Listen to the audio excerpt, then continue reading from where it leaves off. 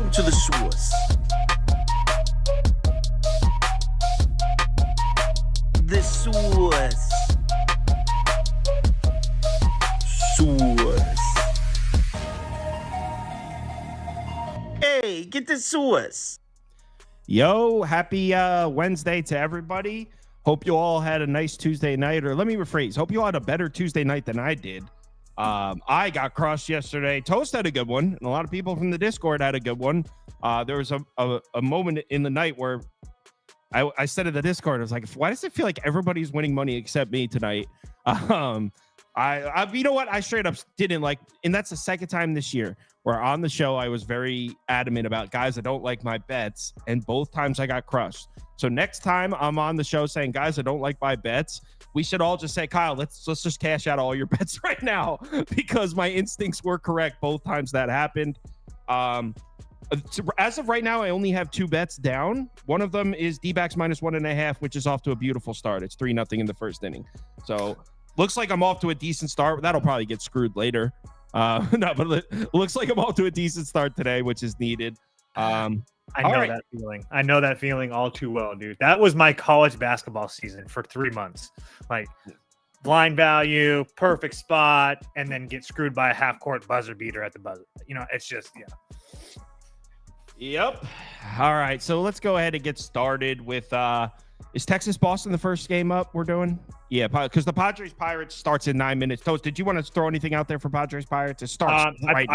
I did play the over 8 if anybody wants to tail that. I was looking at the over 8 last night, but the why didn't I play it? I was looking at the Pirates too, with Mitch Keller on the mound at +120. Pirates team total over, maybe. That's what I was circling. Yeah, just really quickly, I don't trust Martin Perez that much. Pirates versus lefties isn't anything to write home about, but I do think they can scrape together a couple runs. And then I also don't think you're going to see any of the major arms from the Padres bullpen tonight. Suarez, Scott, and Adam have all worked a lot over the last week, so I just think this is going to be a game where everybody else has to figure it out. So I can see the Pirates scoring a couple runs.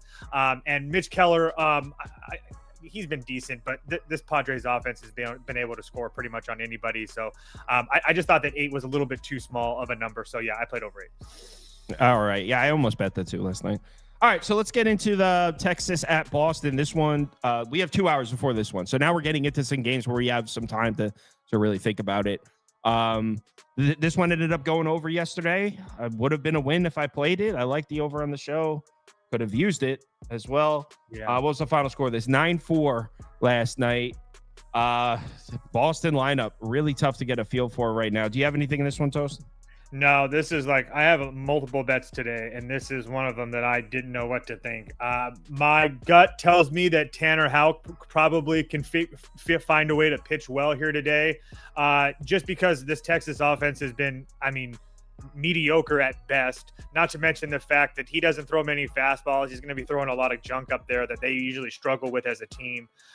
They did light him up earlier this year, so it's really hard for me to ride home with that, but I do think that Boston probably wins this game, but I'm not willing to pay -135 or -140, whatever it is, to find out. I actually kind of wanted to play Texas, to be honest.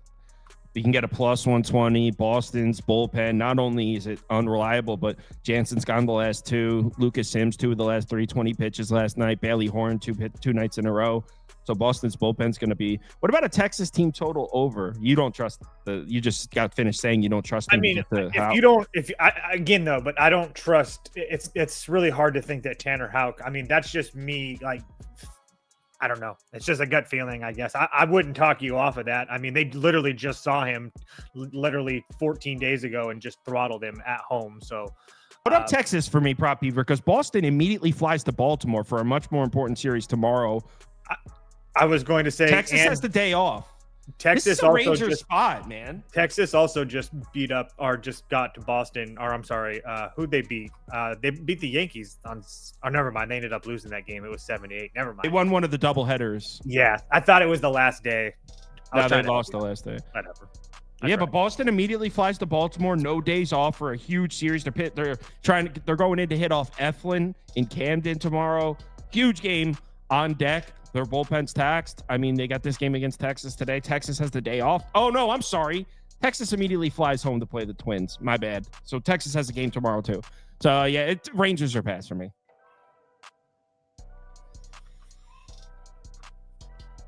Washington at Baltimore. Speaking of Baltimore and speaking of the Nats, this is another bet. This is what made yesterday even more infuriating. So I got rocked, right? Lost a bunch of money last night. The bets on the show that I gave out and didn't bet won. Like I had the over in this, it won. I had the over in Boston Rangers, won. I also had the Reds, that won. 3 bets that I gave out on the show didn't actually bet, that won. So I left three winning bets on the table. Could have used them to just adds to the fury that was last night for me. Anyway, Nats at Baltimore. DJ Hers, is he good now? I mean, he's been pretty damn good lately. I mean, I guess. I guess. I mean, it's just again, it's just really hard to trust. I mean, I played Nats team total over personally, but to your question about DJ Hurts, I don't know. His last 4 or 5 starts have been pretty decent, but his last 3 road starts have been pretty damn bad. So I think him at home and him on the road are a completely different animal. Not to mention the fact that you have a Baltimore team with power lefties like Gunnar Henderson and Santander and Colton Cowser and Jackson Holiday. And when you're looking at a DJ Hers with a 371 WOBA, 180 whip against lefties this season, I could see Baltimore scoring some runs off of him. But again, I just don't really trust this Baltimore offense right now. They really haven't shown me much over the last couple of weeks. It's kind of been all or nothing for me, or for them. So like I said, I played Washington team total over 3.5 for me. The offense is starting to play a little bit better. And Dean Kramer's been absolutely terrible over his last 3 starts in a row. 2 of them been on the road, 1 of them been at home. Toronto, Cleveland, San Diego, all 4 runs around that 5-inning mark. He's gave up 3 runs in his last 5 starts. So it's just really hard for me to trust them. And then not to mention the fact that Baltimore bullpen, sure, they're rested and ready to go, but I don't really trust any of those guys at all. So I just thought that 3.5 was a little bit too small for this Nationals team to start. I mean, that lineup is playing a little bit better right now. So yeah, I took my chances with the Nats over team total. Yeah, and then to add to Dean Kramer, another thing, not only has he just been really bad recently, but another thing he struggles with is lefty bats. And yeah, Winker's not there anymore, but this Nationals lineup still has 5 lefties in it, including 4 of the first 6 hitters. I mean, CJ Abrams, James Wood, Luis Garcia, Ruiz, they have 4 of their first 6 hitters are lefties. So even with Winker gone, this is still a lineup loaded with lefties. So I would imagine the Nationals hit off Dean Kramer. But I mean, there's been so many times where I looked at a Baltimore Orioles spot and I thought like, oh, this is it. This is when the Orioles show up and hit, and then they don't. So I don't know. This is a straight pass. I would probably lean over, Prop Beaver, full game over if I had to. Same lean as yesterday that I didn't bet and it hit. Maybe the same thing happens today. Next game. Cubs, Guardians. Stupid ass, bum ass, trick ass, mark ass Cubs, man. Trick ass thoughts. Oh my god. Oh my god. What a team. What a team these Cubs are. Man, I don't know. I want to bet the Cubs. I don't know. I have no idea. I would say over 8.5 or pass. I honestly, I think I don't know what to think of Jameson Taillon. Cleveland absolutely rocked this guy last year. I know that he has been pitching better as of late, but 2 of his last 3 starts, both of those being on the road, he got rocked, Cincinnati and the White Sox. He also didn't really look good against St. Louis in his 3rd road start, or his last of the 3 road starts. So, and then Cobb, on the other hand, hasn't made a home start with Cleveland, but he's been rocked his only start this year. So I don't really know what to think of Alex Cobb, not to mention the fact that you can't assume that Cobb's going super long into this game. And now you have a Cleveland bullpen that there's, I guess it doesn't matter. Clase will pitch 150 freaking days in a row. I was going to say, I'm not going to say that Clase is not available because at this point, what the hell is that? Who knows?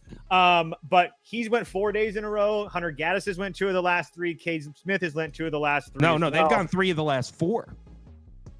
Yes, that is as well correct. Cade Smith has went 3 of the last. Doesn't matter. Holy cow. Cleveland will pitch You're him right. every freaking night. It I doesn't know. matter. Again, I don't know. It's really hard to make. I mean, they clearly just are throwing all these guys out there. But my point being is that I see some value on Chicago scoring some runs here today.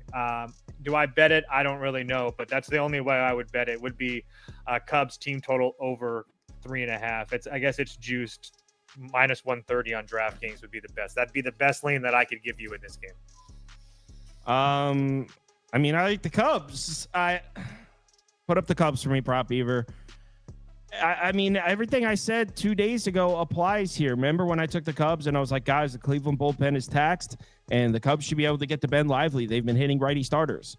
That happened. They did get to Ben Lively. They crushed him and they got to the taxed Cleveland bullpen, scored 8 runs in the game.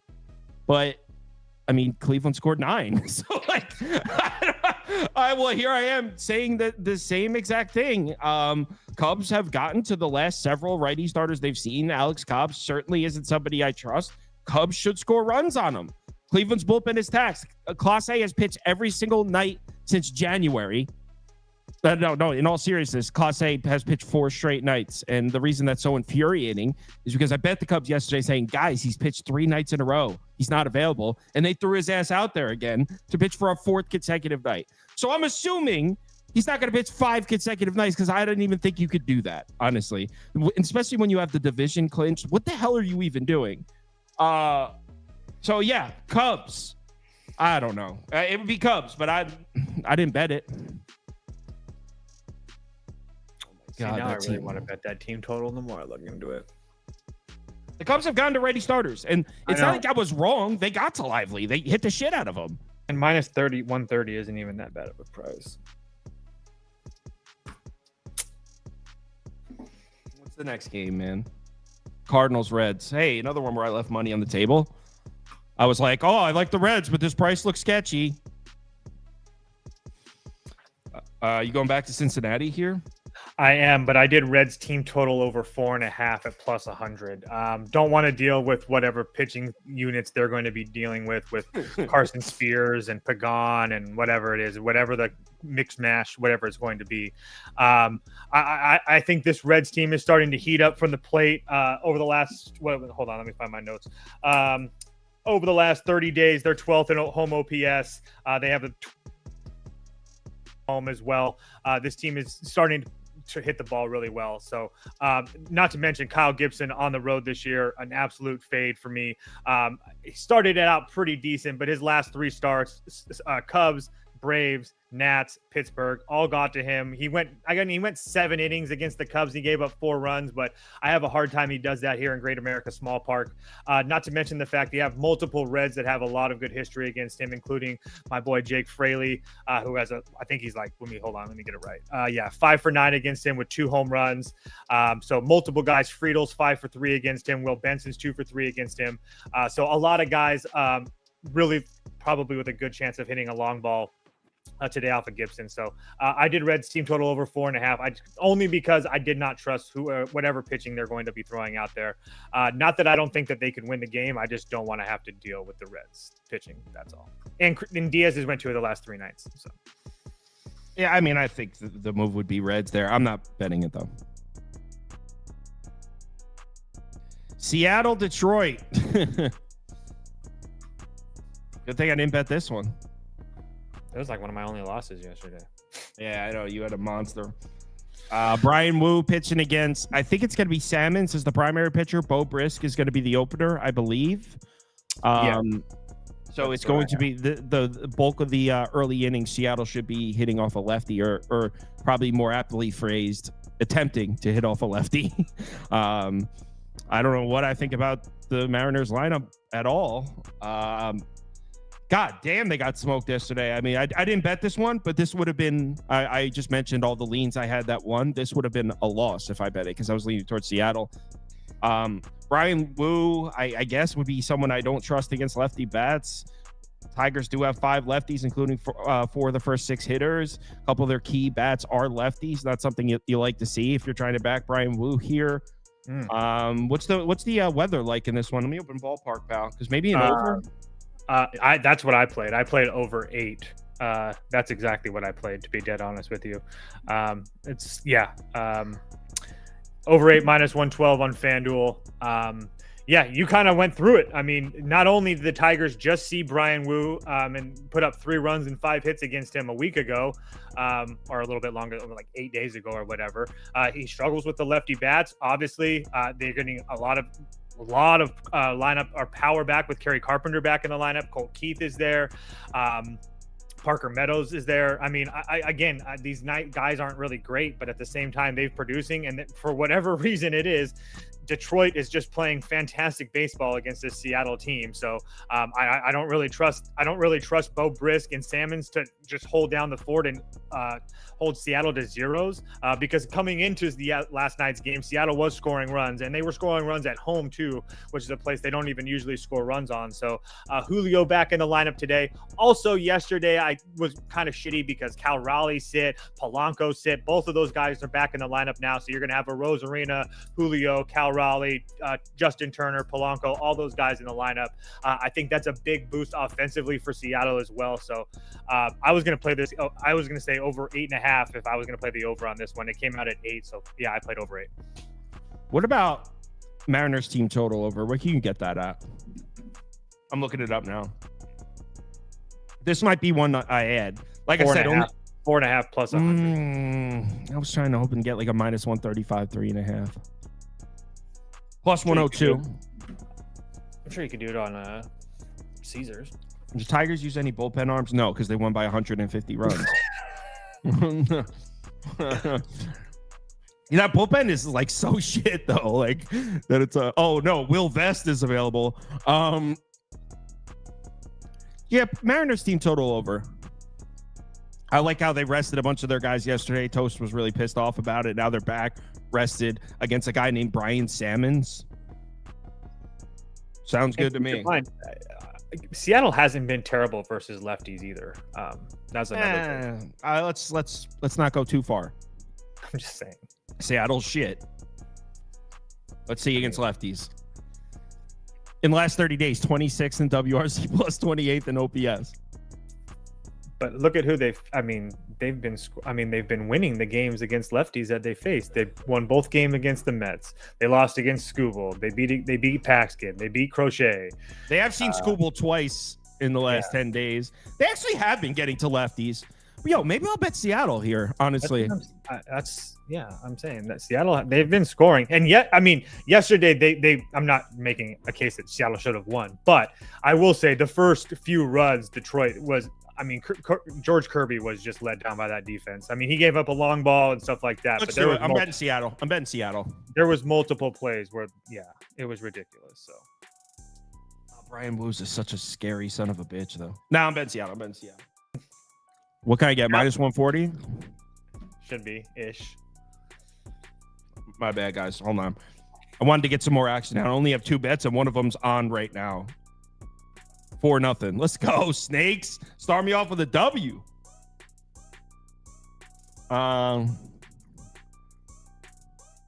Mariners minus. Why is some of these odds comparison websites are like really buggy recently. It's like everyone's preparing for the fall, so not everyone's shit is working properly. All their resources are going into preparing for September. One sec, guys. I see a minus 140 on Caesars. I'm just going to grab it. Mariners, minus 140. Let's go, Seattle. Don't break my balls here, Seattle. I'm in. Let me share it to the Discord real quick. Don't break my balls, Seattle. Don't you do it. I just hold on. Sorry to hold the show up. I have no action down right now, so let me just get some. All right. Mariners, money line. I'm in. All right, cool. Let's go to the next one. Where'd my... Oh, here we go. Marlins, Phillies. Man, such a sad sight yesterday to see the Phillies get shut out in front of their home fans. I mean, just couldn't happen to a nicer group of people. Honestly, you absolutely hate to see it. You hate to see it happen to the fine folks of Philadelphia, and my heart goes out to you guys. Whew. Sorry to see that. Obviously, I'm joking. I loved every second of that. Would love to see it happen again. That being said, Toast, do you have a bet in this game? I looked at this for 2 seconds and said, nope. Edward Cabrera, Tyler Phillips. I don't have a bet in this game, but it's Marlins or pass. There's no way. I don't think there's any way that you can bet Philadelphia at this price. Tyler Phillips hasn't been good. He looked really good. One start against Cleveland, where he went 9 innings. He had a decent start against Pittsburgh, but besides that, it's been pretty bad. I just watched him up close and personal in LA. The Dodgers got to him quickly and easily, 4 runs through the first 2 innings. And Miami, sneakily or not, if you didn't know this, is really plays Philadelphia close. Last year they were 7-6 against Philadelphia. This year they're 4-4 against Philadelphia. So at no point in the last 2 years has Miami been a walkover for this Philadelphia team. No. And Cabrera's pitched well against them in his career, and he's actually been pitching pretty damn well over his last 5 starts. So, and those 5 starts: Mets, Baltimore, at Tampa, at Atlanta, and San Diego. So, not like great teams, but at the same time, teams that can get to hit the ball. So, again, it's really hard to see Miami have another 5-0 in the game and Philly not do anything. But there's no way I can bet Philly at this price. Not to mention the fact that Philly used their guys in the bullpen yesterday too. So, and Miami didn't. So, yeah, but they used them because they hadn't been used in days. They're good. I was just going to say that. Yep, you're right. They're going to be fine, but it is what it is. They still use them. Miami still got to see them. So it's just one more reason that there's no way you can bet Philadelphia at this price. Yeah, the Marlins are like a weird thorn in the Philly side. Yeah. I mean, Nola and Wheeler will go out there like blank the Mets in Citi Field and blank the Braves in Atlanta. And then the Marlins dead last in OPS the last 30 days will like smack Wheeler around. The Marlins just like so annoying to the Phillies. No, I'm not betting this one. It's nothing like back in the day getting Sandy at like plus 130 up in Citizens Bank just to throw a gem. Yeah, Sandy. Wow, there's a name I haven't heard. I know. Sad. Alcantara. He's back next year, right? Yeah, hopefully. Astros Rays. Another game where I thought I had it. 3-1. Rays load the bases in the 8th, and I was like, here we go. We're good. They only scored 1. I don't know. I don't know what to bet in this game. For me, I didn't bet this personally, but I've been betting on Houston. Now it's Rays or pass for me. I really want to bet the Rays. I just don't want to step in front of Houston right now, so I'm not going to bet them. But my spidey senses tells me it's a Rays spot. Littell's been pitching much better. He just pitched against this Houston team. He pitched really well against them in Houston. I have no reason to believe he shouldn't pitch well against them here today. Blanco's been average at best, and not to mention the fact that, like Sauce said, Tampa Bay did have some success in the later innings. They didn't end up scoring, but they did see Hader yesterday. They saw Presley a lot. They saw Abreu. That's the top 3 arms in Houston's bullpen. And that Tampa Bay bullpen has been really good. All those guys are rested. They've had the last couple of days off. So I think there's a huge advantage pitching-wise the Rays go. So it's Rays or pass. I'm not going to step in front of Houston just because they've been playing so well. And like I said a few days ago, I think the Rays are in a tailspin right now. But I do think they probably win tonight. Pass. Oakland, New York Mets, Citi Field. I played so many dogs yesterday, and I didn't play Oakland, and I kind of liked Oakland. I had said in the Discord, someone asked if they should play the Mets, and I was like, no, I think it's an Oakland spot. Left more money on the table yesterday, money that I could have badly needed because I lost a truckload of it. So here we are, second game of this series. Joey Estes pitching against David Peterson. I bet this game. This is my the only other bet I have open. Well, actually, now that I have the Mariners as well that I just placed. But Oakland team total over 3.5, minus 105. Like it. Oakland, look, I don't trust them as much on the road, and I certainly don't trust them against righty starters. But against lefties, this team's been putting up numbers. And David Peterson, as we know, I don't think David Peterson's terrible by any means, but He's a guy that's certainly capable of putting guys on base, pitching himself into some trouble. I think 3.5 was a gift. You know what? I probably should confirm to see if you could still get this. The reason you can Rooker's out. Okay.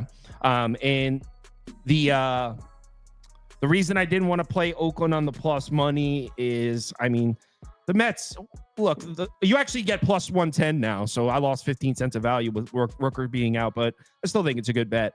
The reason I didn't play Oakland at the plus money was, look, I know the Mets bats have gone cold, but we know this Mets lineup, any minute is going to heat up again. And I just don't want to be standing in front of it when it does. And we've seen this Mets lineup go from the best lineup in baseball to terrible for 4 days, and then out of nowhere show up and start scoring 10 runs a night again. So I don't want to be sitting there holding an Oakland ticket and lose 10-7. I'd be pissed. So I went Oakland team total over. Yeah, I have the exact same bet as you. Oakland versus lefties, just really quickly. 4 on Robbie Ray, 3 on Tyler Anderson, 4 off of Suarez, 5 off of Cole Irving, 3 more off of Tyler Anderson, 2 more off of Reagans. This team versus left-handed pitching has been absolutely fantastic. Does it hurt that Rooker is out? Absolutely. I actually might sprinkle Oakland money line now, just in case they don't score. This might be a lower scoring game because Joey Estes has been pretty damn good. His last 4 or 5 starts, he had a bad start against Boston, but at the time, I mean, Boston was absolutely killing everybody. But if you take out that Boston start, a couple starts against the Angels, a start against the Dodgers, a start against the Phillies and the White Sox, he's been pretty damn good. And as far as the Mets bullpen goes, I mean, they're not going to have Maton most likely. Diaz went 16. Budo went 46 yesterday. So that's the top 3 arms in that bullpen. And then you flip it over to the Oakland side. They have everybody essentially rested and ready to go. I mean, most of the guys worked yesterday, but again, they're going to be ready to go. So I don't think that there's a huge bullpen advantage for the Mets later on in this game. So no. Yeah, I just wanted to make sure that everybody realized that. So, I might play Oakland money line just for a little bit of a sprinkle as well. Not to mention the Mets threw Budo 46 pitches yesterday, and he's one of the arms. Guy for me. Yeah, I like Budo. I also, and I know he had a really bad outing. I think that guy Brazoban, I like him. I like his stuff. That little changeup he throws is Mets fans have just like called it quits on this dude, but I really like his stuff, and I think he's solid. Yeah, no, he throws 96. I mean, he's a Miami guy. They have pitchers down there. He has this one pitch, and I don't know if it's like a little bit of a slider. It kind of just like dips a little bit. I don't know what it's classified as, but he places it really nicely. I like it a lot, that pitch. And I don't know, because how there's sometimes it's the same pitch, they just give it different names. I don't know exactly what it is, but I like it. But yeah, Oakland team total over. Yankees, White Sox. S-Dot got his wish. He got his Yankees win. Wouldn't shut the hell up about it. So yeah, Yankees have a man named W. Warren pitching. He said W. W. Warren's on the mound for the Yankees. Will Warren is his name against Davis Martin. And as right now, this sentence I just said, that's more time than I spent looking at the game. That's because I knew in my head you didn't even click the game when you saw that. So that's why I was like, oh, W.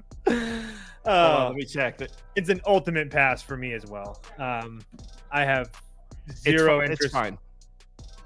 I have zero interest betting in this game. Yeah, this is a pass for me as well. Throw a poll up. We'll leave it up for a few minutes, Prop Beavers, of like 15 seconds. But I mean, everyone's just going to vote for the Yankees. Yeah, I mean, it would be White Sox team total over for me if I had to make a bet, but I'm not going to. No, I just unmuted it and looked at it. It's coming in fine. The audio for me. Just refresh the page.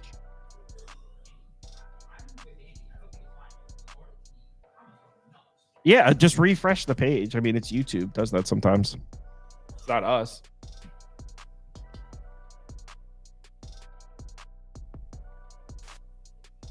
Yeah, it's good. It just I'm just gonna type refresh the page into the thing so people. All right, let's go to the next game. Screw it.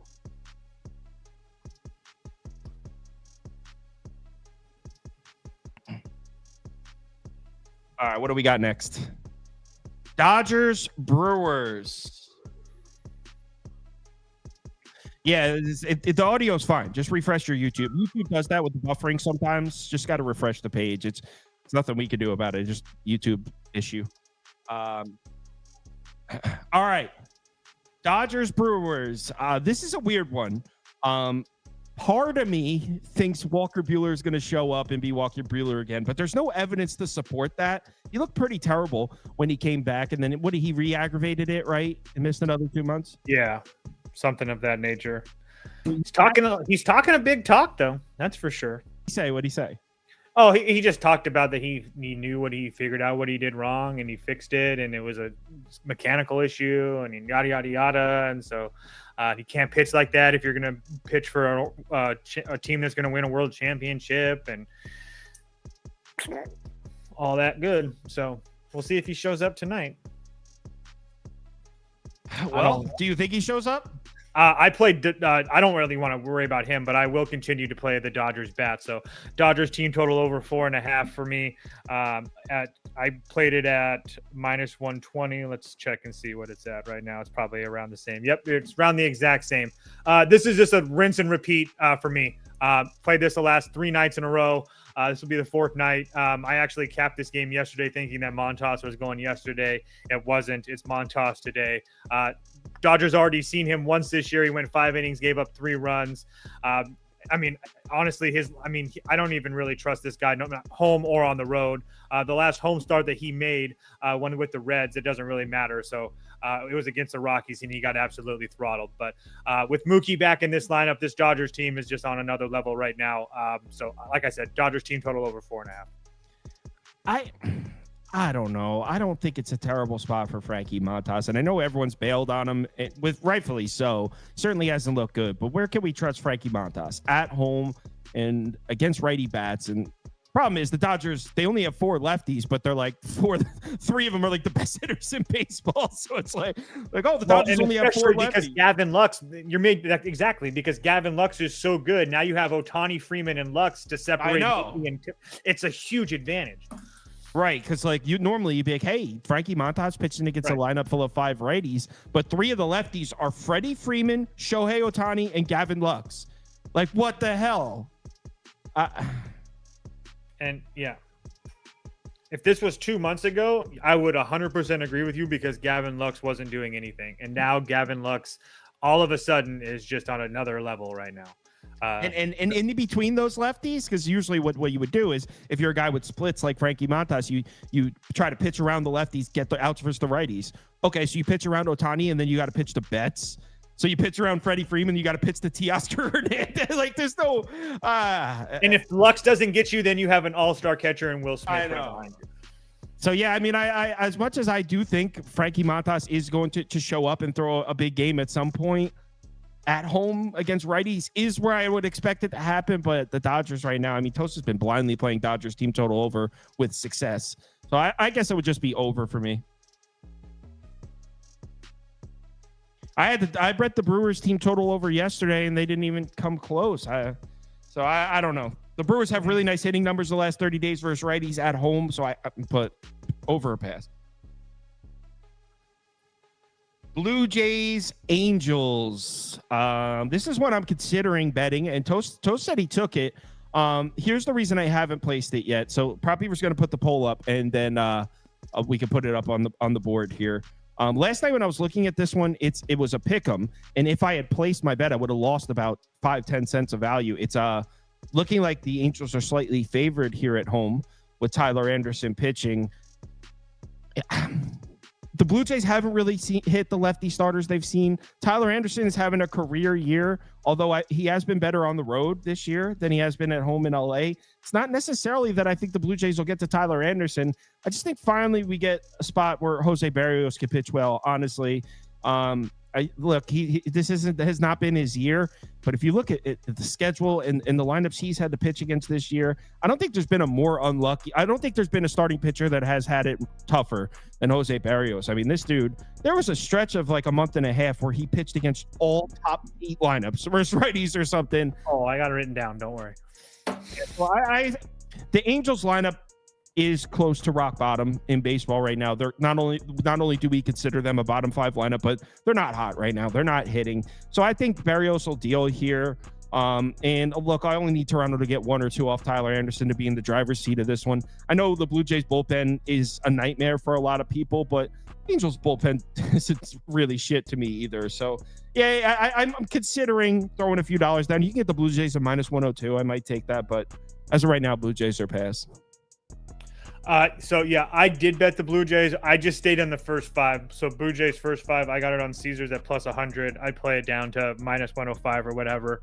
I think that the Toronto bats are hot enough for me. I understand they've been doing a lot of damage versus lefties, versus righties. But I do think that they can get to Tyler Anderson here today.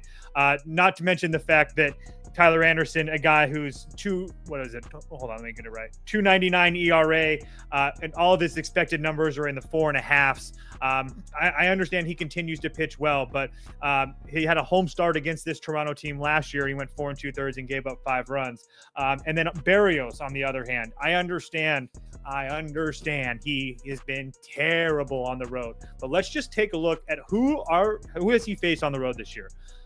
Padres, Royals, Philadelphia, Baltimore, Milwaukee, Cleveland, Seattle, Arizona, and the New York Yankees. I mean, that is like the who's who of best hitting lineups in Major League Baseball. And he's faced all of them. All the starts that he hasn't faced, and he's faced bad teams, I'll give you, have been at home, but he's been pretty damn dominant. 2 of his last 3 starts at home, 7 innings, 1 run against teams that are hitting like teams that are hitting like the Angels right now in Oakland and Texas. So I expect Berrios to pitch well here tonight. I expect a couple runs to come off of Tyler Anderson from the Toronto bats. So yeah, I played them in the first 5 because there's not a chance in hell I trust that Toronto bullpen. I don't think we have a graphic. I don't think we have a graphic for the first 5, but Toast said the first 5 money line for Toronto. I'm not scared enough of the Angels bullpen to limit it. I think they win. Oh, we do have a graphic. Okay, Toronto first 5 money line. So yeah, I would play the full game. I don't know if we'll see. Braves, Giants.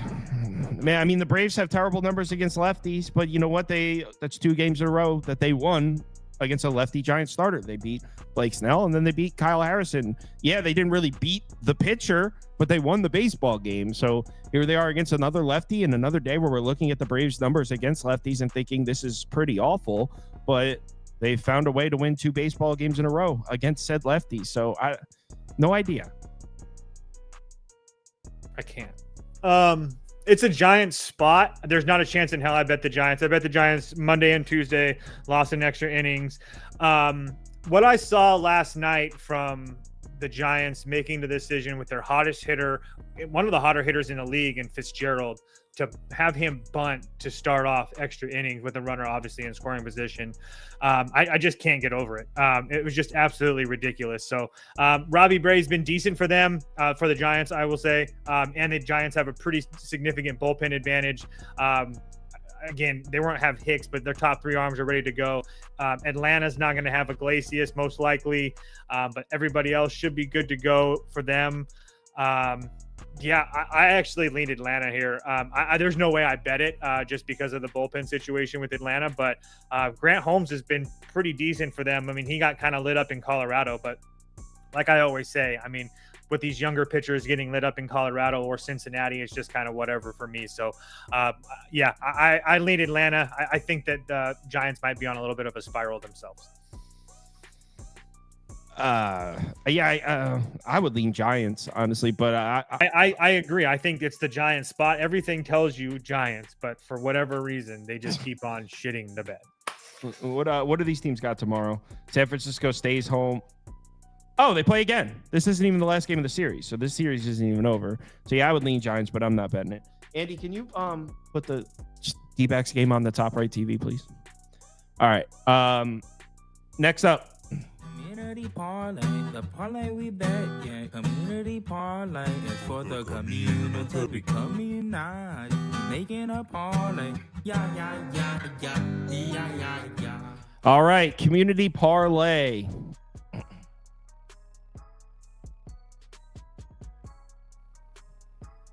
Ready, Prop Beaver? All right, we'll start with Red Sox money line. Orioles money line. Guardians money line. Reds money line. Yeah, put on Arizona. I know that we're up 5-0 and my bet should be looking sweet, but I want to see this one all the way through. The way the last couple of days are gone, I want to see this one all the way to the end. I need to see this one go through the hoop. In fact, I want more cushion. 5 is nearly not enough.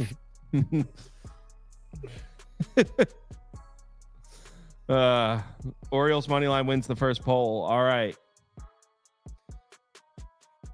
Next up, Mariners money line.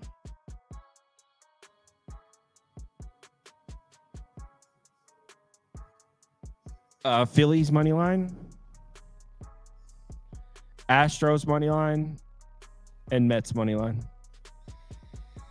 Community likes Dean Kramer, huh? They like the cream, man. Oh, that's going to drop. Rally caps. Oh, he's going for 2. What are you doing? Oh, my God. If he was thrown out, I was telling you to turn the fucking thing off right now. I was like, yo, turn it off. We're bad luck. All right. Lead off double for the Snakes. All right. Did the vote? What we got here? Astros? All right. There's only 4 games left, so we'll do one with the second places after.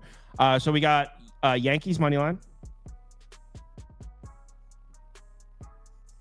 Dodgers money line. Did they like the Blue Jays? I think they like the Blue Jays there. Blue Jays money line, and then Giants money line.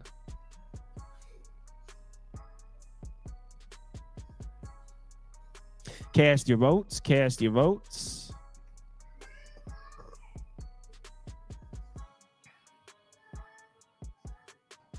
Kyle's like the guy at the bar asking the waitress to change the channel on the TV. You're 100% right. Yeah. When I sit down, I make sure that all the TVs in front of me are what I want them to be.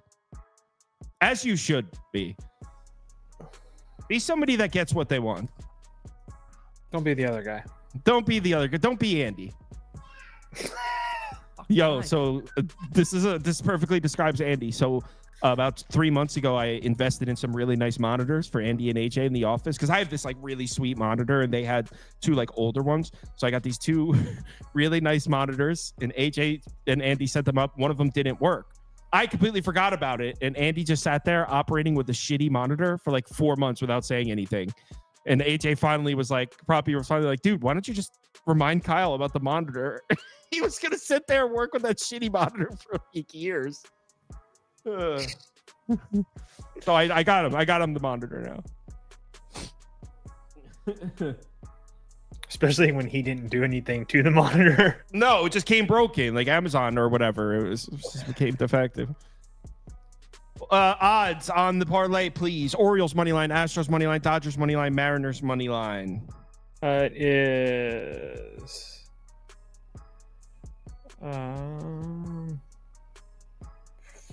4-pick parlay, 8-11. 8-11 plus 8-11 for the community parlay. Someone said he would like separate videos for football. Well, actually, we upload them separately. So the live stream is the same. But if you go look, I'm uploading all the football previews separately, edited with videos. You'll see if you just go check it out. They are separate. Just the live stream's the same. Speaking of which, shall we talk some Raiders? Raiders football? Toast, go and enjoy your night. Thank you, guys. All right. Beaver and Winky coming on. I'm going to use the facilities. Let's pre. Fucking piss pants McAdams. All right, Prop Beaver's on the screen to host for a second while I piss. Guys, the bladder of a fucking 2-year-old. All right, let's set this up. Let's get Andy on the screen. Maybe we'll riff a bit. Maybe we'll talk global politics. Something controversial. Yeah. All right. I mean, me and Andy, you know, 2 handsome fellas shooting the shit for this. We were talking all thing Raiders. Lots of hope for this team. Lots of excitement. You know, you bring in a young coordinator like Luke Getzey. You keep a guy like Patrick Graham. You bring in a youngster like Antonio Pierce. There's a lot to be excited about with this team, guys. So I know a lot of you tuning in for this right now are very excited to hear us talk about Raiders football. Please contain yourselves. Please hold those bladders like Kyle couldn't do. We'll be talking any second. Are you already ranting? We didn't even get started. No, it's just. No, he hasn't keyed in. I don't know what the fuck I was doing. Breakdancing in or out. Heavily out. I don't know if you saw that. All right, Raiders. Let's talk Raiders ball. You don't need headphones. We're all in the same room, Prop Beaver. I am the producer. I need to make sure all the audio sounds good. So yes, I do need headphones. Okay. Dickwad. Anyway, let's talk Raiders ball. All right. So, as Prop Beaver already alluded to, that you probably already gathered, Prop Beaver is anti-Raiders. Yeah, this is gross. Some people I was sarcastic. The coaching staff, not exciting. Luke Getzey, horrible coordinator. Worked with Justin Fields the past few seasons. Is Justin Fields bad? Yes. But I don't think this guy helped his growth. One of the highest screen rates the past few seasons. I don't really exactly know what that was about. Was he trying to help save Justin Fields from his own disaster? I don't know. But then he had Tyson Bagent, and he was throwing an ungodly amount of screens. I believe a 35% screen rate. So he was just playing it way too safe there the past few seasons with the Bears.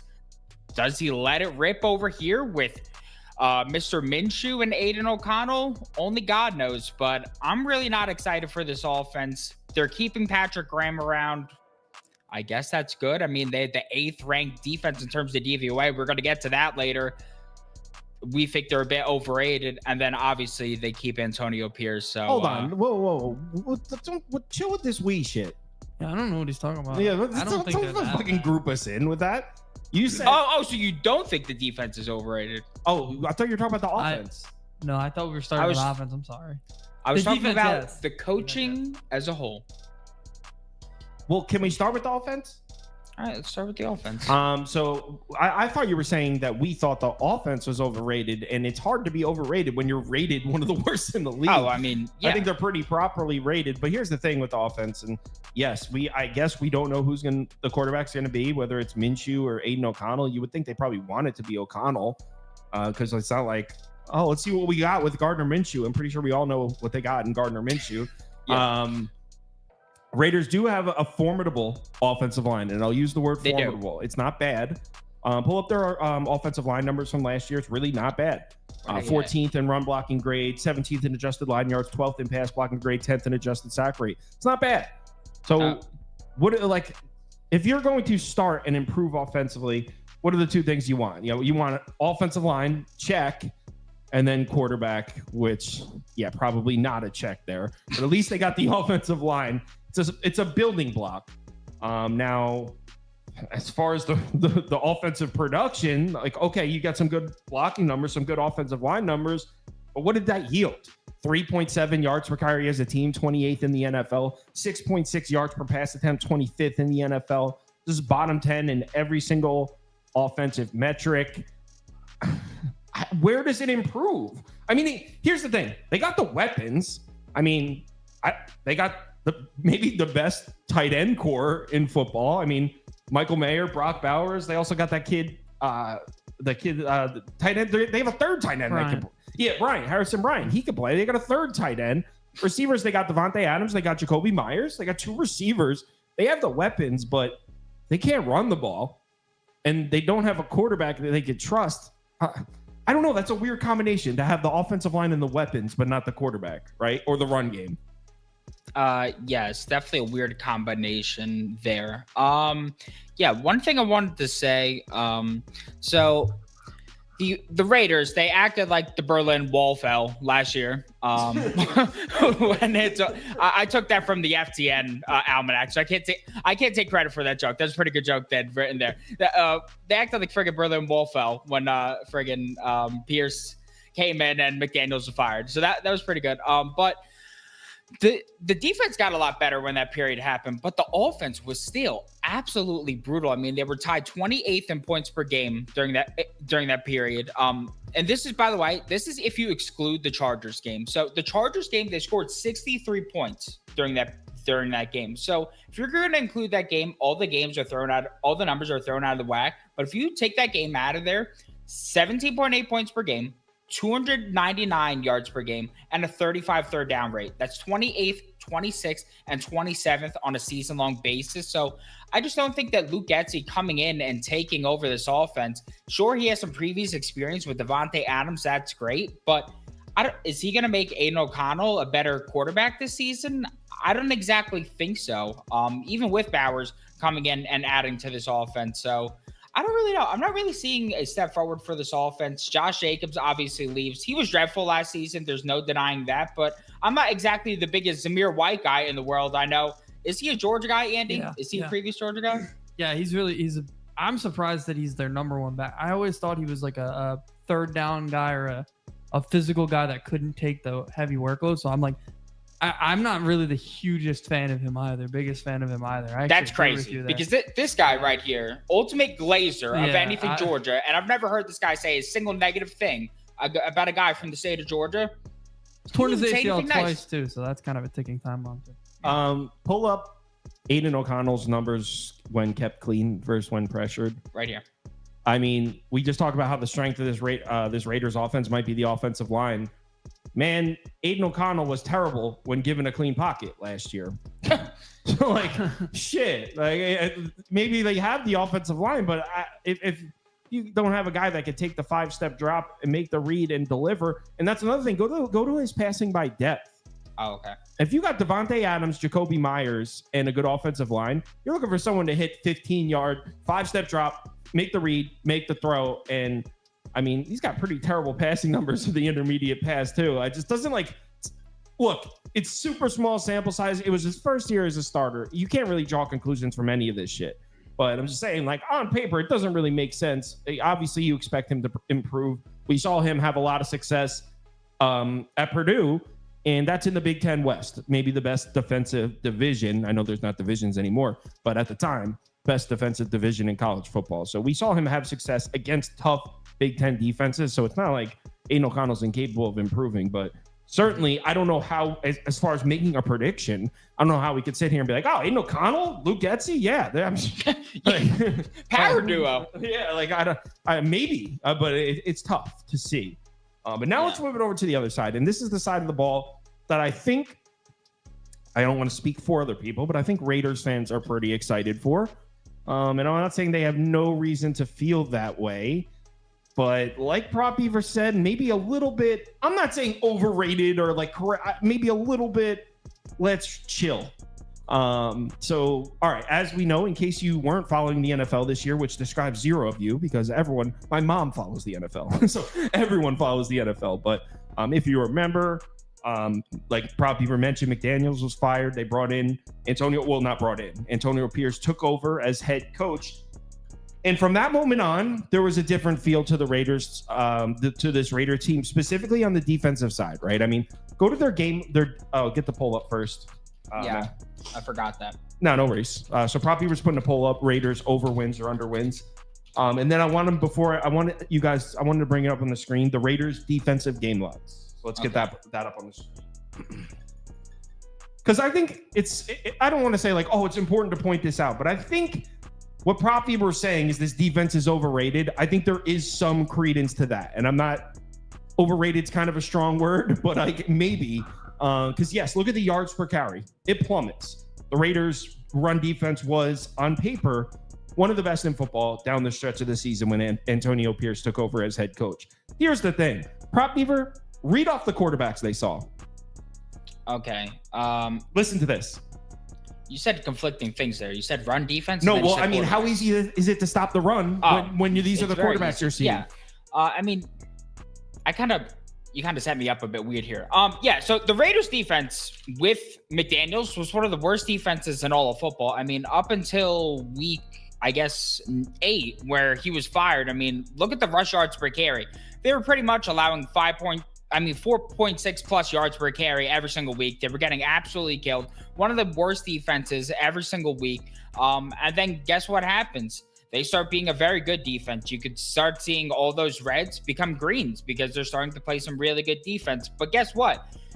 That's because they started playing some really easy offenses. They started playing some really shitty quarterbacks. They started playing Tommy DeVito in his NFL debut. They started playing Zach Wilson. They played, who was it? Josh Dobbs in his 5th NFL start. In his 5th start as a Minnesota Viking. You know, Josh Dobbs passed the 3rd start as a team. Horrible quarterback. They played Easton Stick in his 1st NFL start. Oh, that's super dope. That's super convenient. Who else did they play? Derek Stidham in his 4th NFL career start. Oh, and then I feel like there was one more scrub on that list. And Gardner Minshew. They're now future quarterbacks. So they just played a bunch of horrible quarterbacks at the end of last year that are making their defense seem so much better than it is. But the truth is, they've really only played 2 good offenses during that period. The Chiefs twice and the Miami Dolphins. The Miami Dolphins passed all over them, and the Chiefs in one of those games annihilated them, did whatever they want. In one of the games, they did go into KC and shut them down. So I'm going to give them credit for that. They did go into KC in one of those games and completely shut down KC. They held Pacheco to less than 3 yards per carry. Mahomes couldn't do anything in that game. So I got to give credit where credit's due. They did go into KC on Christmas and shut them down. So they did do that. They had some momentum there. They carried it into there. But the same thing stands. They faced absolutely nobody at the end of the season and were able to take advantage of that. They still did not win a single game at the end of the season where they trailed by 7 points. So they did not show any signs of resilience at the end of the season. And now they're likely going to face a much harder schedule. Last year, they were supposed to face the second toughest schedule in the league.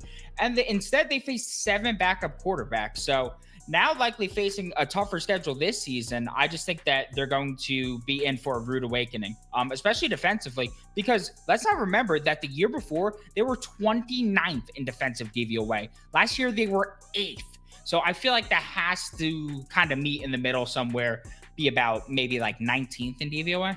Right. And just to play off what you just said. So the narrative, right, is that Antonio Pierce took over and the Raiders defense became great, which I'm not saying the Raiders defense wasn't playing with the new energy. I'm not saying that there isn't some truth to that, for real. I mean, Antonio Pierce might be the man. I'm not trying to take anything away from that, but couldn't some explanation from that also be, hey, in the beginning of the season, they were playing Josh Allen in Buffalo, Justin Herbert in LA, Jordan Love. I mean, they were playing at Detroit with Jared Goff. And then when Antonio Pierce took over, they played Tommy DeVito. They played Zach Wilson. They played Josh Dobbs. They played Gardner Minshew. They played Easton Stick. Like, couldn't also that be some of the explanation? And when you go back to that, there's something else I want to point out on the defensive game logs, because everyone made it about the run defense because their yards per carry, if you see in the bottom left of that thing, all green.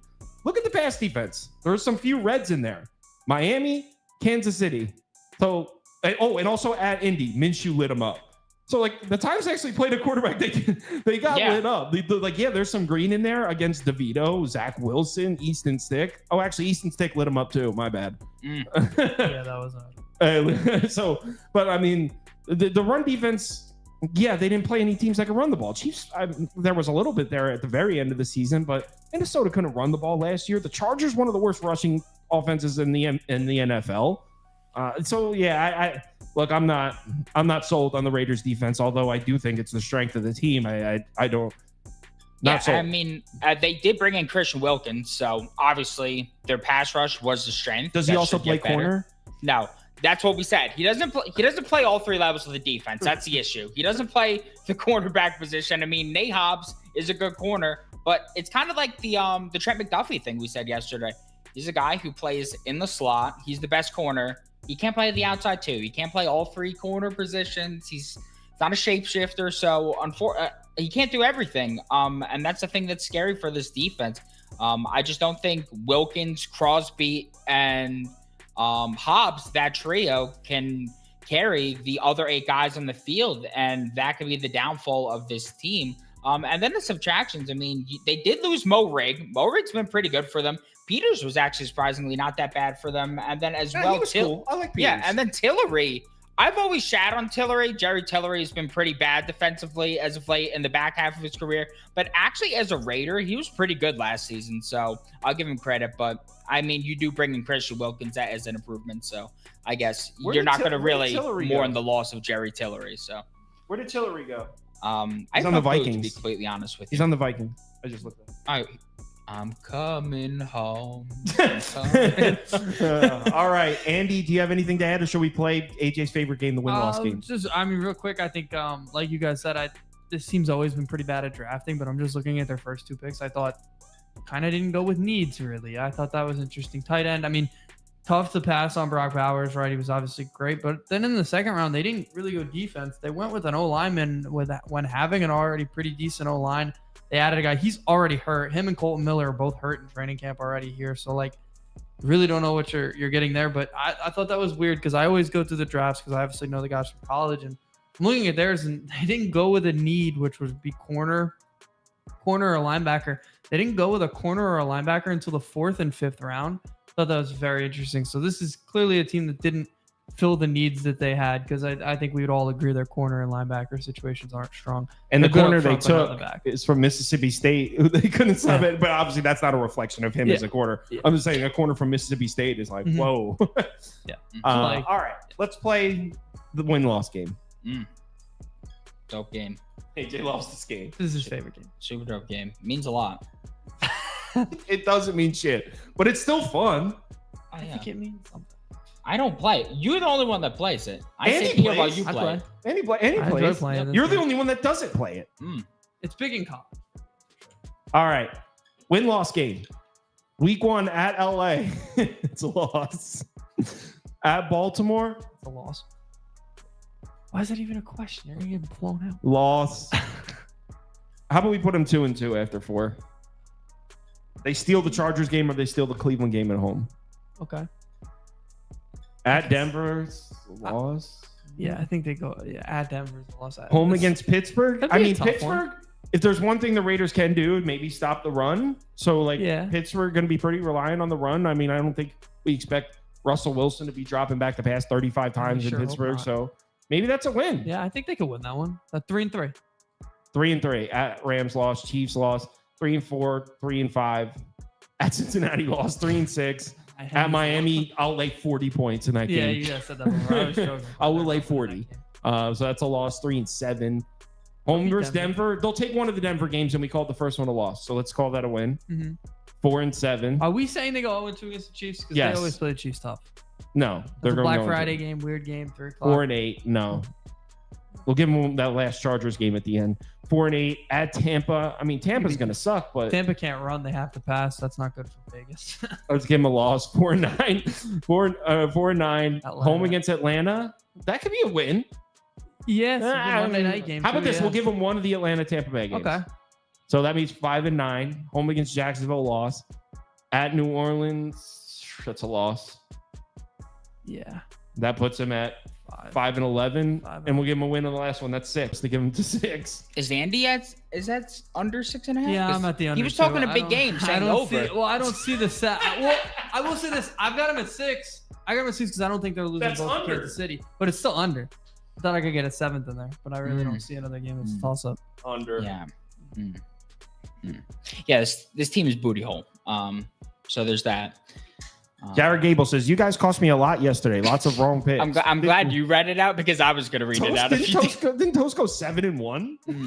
Yeah. Sounds like you made the wrong picks. Sorry, Jared. Gable. Thank you You for made tuning it in. very clear yesterday. Don't take my I picks. had a bad now. night, but I straight up said, guys, I hate my bets. Don't tail me. How dare you, Jared? And you, then Jared. Toast killed it. And then people still they're the hoops that people will jump to put responsibility for their decisions on anyone else other than them is crazy. Weak people out there, man. Hey, Jared, stay blessed, my guy. See you guys tomorrow. All right, Actually, let's no. talk See y'all real next ball. week. I'll be in Disney, y'all. Got to love the Raider haters, dude. I promise we do not hate the Raiders. No. In fact, I usually root for the Raiders. My uncle and cousins are Raiders fans. that they're pretty close to us in the family. Always rooted for the Raiders for them. So I'm not a Raiders hater at all. Father's a Raiders fan. I don't hate the Raiders. They just stink. Duke. All right, let's talk Duke Blue Devils. We're entering a new era of Duke football, Andy. Elko's gone. He took the Texas A&M job, which is going to be fun. I would say, hey, that's an awesome hire, but I feel like Texas A&M always makes good hires and it never works out. But anyway, we're not on Texas A&M. We're on Duke. So Elko's gone. His 2 seasons were with Duke. He was only there for 2 years. Those 2 years are basically the 2 best seasons this program had in the last decade. 9-4 and 8-5, 2 bowl wins. His entire coaching staff left with him. Well, not with him. They went their separate ways. Some of them took other jobs. But for example, the DC, Tyler Santucci, he took the Georgia Tech job. So the entire coaching staff is gone. Manny Diaz takes over as head coach. He's been with Penn State on their defensive staff the last couple of years. You probably remember him from the Miami Hurricanes. He was his years there, very highly publicized coach. Everyone was talking about him for about 5 years. He was the DC there for a few years, then the head coach 2016 to 2021. So he's getting another shot at a head coaching job here at Duke. Basically brought in Miami guys with him. Jonathan Brewer is going to be the OC. He was with SMU last year, but he was with Manny Diaz during the Miami years, some of them. Same goes to the DC. They brought in Jonathan Packey. He was with Texas State last year, but he was also with Diaz during the Miami years. Basically, he took that Miami staff that failed miserably, and he brought them over to Duke. And just one more thing on Manny Diaz. I mean, losing Santucci, I thought was unfortunate because I thought he had a really good time as the DC there. Obviously, they had a top 20 defense last year. But Manny Diaz is an amazing defensive mind. I mean, he was at Penn State the last few years, and those were his defenses. I know Franklin's head coach, and he gets a lot of credit for that, but he's very good at building defenses. Even when he was at Miami, he had a pretty good defense. Diaz's problem is always the offense, which I know we're about to get into. But yeah, this is a defensive coach, so I still think, like, from that standpoint, Duke will be strong, whether it be this year or in a few years. Manny Diaz is a full defensive guy, so the OC means a lot. I really don't think the DC means anything. Yeah, I mean, he basically just brought in an assistant that would help with his defense, right? Mm-hmm. So as far as returning production on the field, it's kind of a unique situation because they did lose a lot of starters last year. 81st in returning production, just 10 returning starters for Duke. That being said, they also brought in, they did pretty well in the portal. So obviously they lose their superstar quarterback, Riley Leonard, probably in most circles considered a borderline NFL guy. Riley Leonard. I know, Andy, you disagree. We don't care. Most people would consider him an NFL guy. I mean, he transferred to Notre Dame to be the star quarterback, which means he has NFL aspirations. Whether you think he's an NFL guy or not is irrelevant. Most people would consider him an NFL I still don't guy. think it's as big of a loss there, but I didn't even say it was, but I'm not saying. No, I'm not saying you did. We haven't gone through the team yet. Okay, so they lose Riley Leonard at quarterback that Andy doesn't think is good. But they did replace him. They brought in Malik Murphy from Texas. And if you watch college football last year, you remember this guy because he took over for Quinn Ewers briefly. You didn't see much of him, but it's kind of hard to miss him. This kid is 6'5", 235. I mean, he is a monster. We haven't seen much from him, so we can't draw any sort of conclusions, but he's very highly touted. I would say super high ceiling with Malik Murphy, right? Yes. He's a lot. I mean, honestly, plays a lot like Riley Leonard, but they think that he'll be a better passer than Riley Leonard. So, yeah, he's really good. I was surprised he left Texas. I thought Arch would be the one to leave. But this is a national championship team caliber quarterback. I mean, he was really, even when he played and they went from him to Quinn Ewers in either the injuries or when he came into games when they were already winning, not much drop off. I mean, he's very talented. Yeah. So Malik Murphy's going to take over. Prop Beaver, can you raise Andy up or Andy lower your camera? Oh yes, I could also change his name. There you go. Oh yeah, he's still toast. Yeah. All right. So anyway, Malik Murphy's taking over at quarterback. Probably a drop off from Riley Leonard, or at least people assume it's going to be. But keep in mind, he's a very high ceiling. This kid, I mean, definitely people expect him to be very good. They did lose their RB1, Jordan Waters. He's at North Carolina State now. They bring back their RB2, but that kid had 116 carries last year, so he's no stranger to the field. He saw plenty of the field last year, so I think they'll be okay at running back. Their leading receiver is back, Jordan Moore. The thing is, their best receiver last year was Jalen Calhoun. He's gone. He's actually at Detroit Lions camp right now, I believe. So he's in the NFL, or at least trying to make it in the NFL. Other than that, though, they should be pretty solid at receiver. They added a kid from Old Dominion. They also had a kid back who missed last year with an injury. So they should be okay at running back, okay at receiver, not a huge upgrade or downgrade in either spot. Here's the problem. Yes, they bring in Malik Murphy, who maybe isn't a downgrade from Riley Leonard. Let's say we want to make that argument that Malik Murphy isn't a downgrade from Riley Leonard. Didn't really upgrade the running back situation. Didn't really upgrade the wide receiver situation, even though I don't think they downgraded either. Mm-hmm. Didn't really upgrade either situation. And the offensive line got gutted. Mm-hmm. Just one starter back. I mean, this is a very highly questionable unit, though, because they added a ton of transfers. They brought in a kid from UCLA. They actually brought in 4 transfers on the offensive line that were starters in the FCS last year. Now, what does that mean? I don't. There's such a high variance. I mean, I feel like that could mean, hey, the offensive line takes a step back. But if they hit on all those, then the offensive line could take a step forward. The point is, we needed to see improvement on the offensive side of the ball for Duke to have any sort of hope for them this season.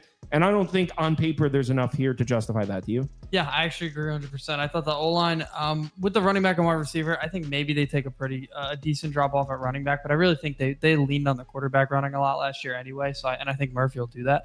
But the O-line being all FCS guys, a lot of them, few of them didn't commit until late, so they weren't even spring guys. They didn't even get into spring camp, so this team's going to be kind of behind the 8 ball there with the O-line. So I'm a little worried about the O-line kind of messing it up for this offense. Like you said, they didn't upgrade on offense, but I don't think the quarterback's that significant of a drop off. I think the running back's a bit of a drop off, but it's not huge, and the receivers are fine. I think that if they didn't get better, I think they got slightly worse. Yeah, agreed. So if this was a bad offense last year and they didn't really get better, maybe even slightly worse, we're expecting a bad offense again this year.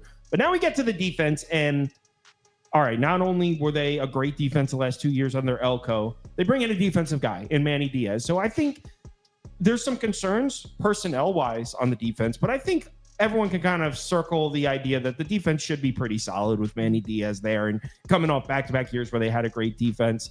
Here's the thing. They were great against the run last year. They got gutted on. I'm sorry. Yes, they got gutted on the defensive line. We'll get to the secondary in a second. So the top 5 defensive linemen are gone. Little concerning for a defense that, I mean, the backbone of this Duke team, not just the defense, the backbone of the whole team was stopping the run last year. Top 5 defensive linemen are gone. They did bring in transfers. I mean, they brought in a kid from Liberty. They brought in a kid from Penn. And I mean, with Manny Diaz there, I expect the defense to be okay. But personnel-wise, it's a step back, right? Yeah, 100%. And all the transfers they brought in have very little, if not no experience. And none of them have ACC experience. So, yeah, I'm very worried about this defensive line. You can't simulate that experience, and they just really don't have it. So I do know that obviously Manny Diaz is a great defensive mind, but I think that they're going to get run on a pretty good amount this year. Yeah, agree. And the thing is, maybe look, they bring just 2 starters back in the secondary. I don't know. The pass defense wasn't particularly great last year. It was actually a little disappointing. It was the run defense that was really good. So it's almost like the way I see it is Duke can't afford to lose that run defense because it was all they had last year. And if the run defense takes even a small step back, I don't have a lot of faith in this team. I mean, I'm not even saying that this hire won't work out with Manny Diaz, but as the way the team's constructed right now, don't have a ton of hope for Duke going into this season. Yeah, this is a full rebuild for this team. I mean, that is true. That's what happens when you lose Mike Elko. You're going to be in a rebuild, and Manny Diaz does not have a track record necessarily of being successful. In fact, he has the opposite.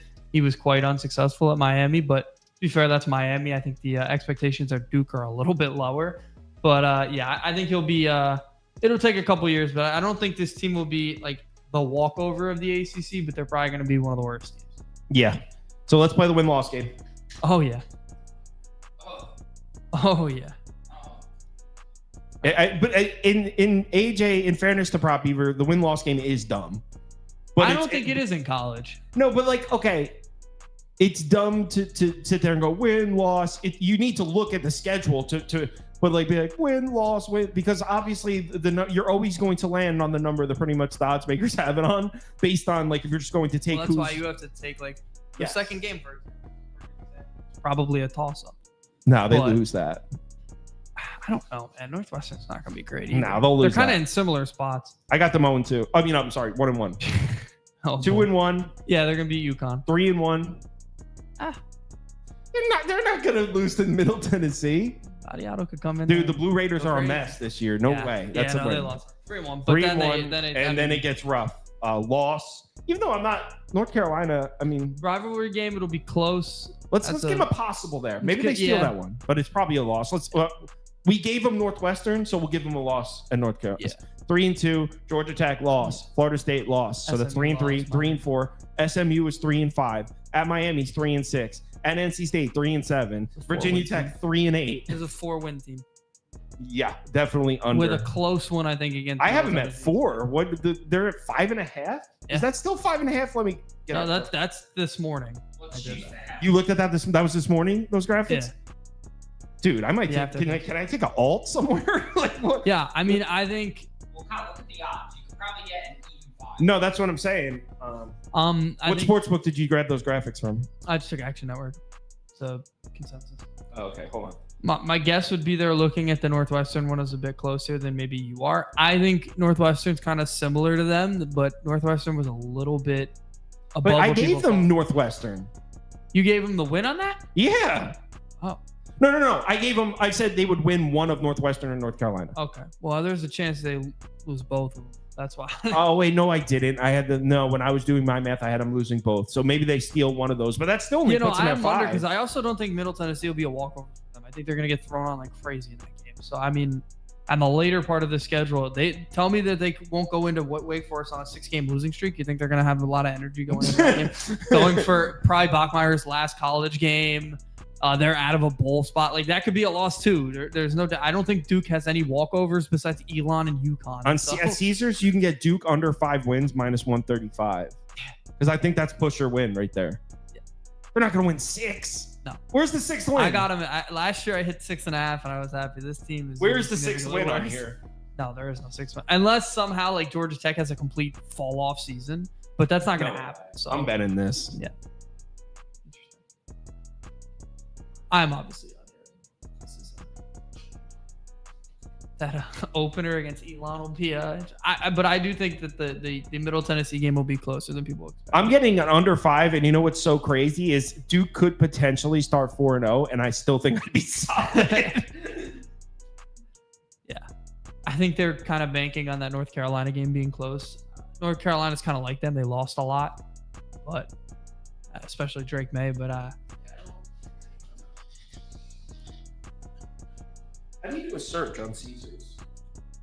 I'm writing this down. I'm not holding the show up for that. Let me write this down. I'm going to bet that one, though. I think I haven't added a college football future in a while. Duke under 5 wins. All right, next up. Louisville. I know you're big on this Louisville team, and okay. I'll let you take the mic for a second. Let me just give a quick preview to the team. So Louisville, Jeff Brown back for his 2nd season. They won 10 games last year. So his first year with the program, which is, by the way, his alma mater. He's from Louisville, Kentucky. His first job, I believe, was at Louisville, or maybe his second job. So him getting this job was like, I would imagine, I don't know the guy personally, I would imagine this is close to his dream job, coaching in his alma mater. And his first season couldn't have gone any better. He takes this job last year, wins 10 games. Louisville, first time Louisville won 10 games in a season since 2013 in his first year. So this dude's like, you couldn't ask for a better start to a tenure. Louisville definitely found their guy here at head coach. He brings back the same coordinators for his staff. 48th in returning production, 15 returning starters. And I just want to talk about the quarterback real quick. Mm-hmm. I like Shuck. I like him. If you don't know who Tyler Shuck is, can you put Tyler Shuck on the screen, please, Prop Beaver? So if you don't know who Tyler Shuck is, he's supposed to be good. The reason you probably haven't heard of him is this dude was unable to stay healthy 3 consecutive seasons. This was supposed to be the next kid up at Oregon 3 years ago. Transfers to Texas Tech. He's the starter at Texas Tech, gets hurt. Next year, 2022, he's the starter, gets hurt. Last year, 2023, he's the starter at Texas Tech, gets hurt. So now Tyler Shuck comes in here to be the starter at Louisville, and he's kind of like forgotten about. Yeah. He can play this kid. Yeah, the quarterback situation I think is very similar. It's just based solely on if he can stay healthy. I don't think there's that much of a drop off from Plummer to No, Shelton. I think this is an upgrade, or could. Yeah, be an you upgrade. could say they're either the same or an upgrade. He has to stay healthy, which obviously he's unable to do. So I'm gonna bank on him staying healthy because I don't like betting on people getting hurt. But yeah, I think that this is gonna be. I think this is gonna be a decent quarterback situation for sure. Just to respond to a comment, Chris Brady, what's up, man? By the way, he said, "Yeah, that makes sense." What Kyle's saying about going through the schedule like that and saying wins and losses, because odds makers know that. Basically, it wasn't so much that I would say because odds makers know that. It's just that that's not how sports go. Like, teams are going to win games you don't expect them to win, and they're going to lose games you don't expect them to lose. The favorite is not going to go 100% on the money line. You know what I mean? So going through and being like, "Oh, they'll win this game because they'll be favored," and this game, the proper way to do it is to go and try to find the games that they'll get upset. Mm-hmm. And that's impossible to do because you sound crazy. I mean, you laugh at me when I say Middle Tennessee. That's a game they could No, that is not. Like, a game. Middle, I'll whatever. No, not Middle Tennessee. I get what you're saying, but not Middle Tennessee. Anyway, let's get back to it. So yeah, I like Tyler Shuck a lot. I think it could be an upgrade from Plummer. If you watch Louisville last year, dude, I know Plummer had some moments. There was also some moments where there's one game in particular. NC State, bro. I was watching that game. I remember when he threw that pick in the end zone. I swear to God, I don't know if I've ever been as angry. That was probably the most angry I've been during. Oh, no, what? No, there was a Middle Tennessee game where they roughed the kicker and ruined my cover too. That I was about to fucking choke somebody out. But that game, I don't even want to tell the whole story, but Jack Plummer threw a pick in the end zone of like the easiest cover ever to blow it for me. So I think Tyler Shuck's an upgrade. Here's the thing. Jawar Jordan's gone. Talk about the rest of the offense. Yeah, top two running backs are gone. That's going to be a weaker unit, plain and simple. I mean, they brought in Turner, who was there, but again, they're very young. This is a very no. They got the Miami kid. Yeah, they're a very young unit though. They haven't played. That guy hasn't played a lot. They haven't played a lot. Very young unit. What I like is these receivers look sick. I mean, second-year receiver Chris Bell's back. Ja'Cory Brooks was from Bama. That's an unbelievable. I couldn't believe when I saw that Ja'Cory Brooks was at Louisville. I almost fell on the floor. I couldn't believe he went there.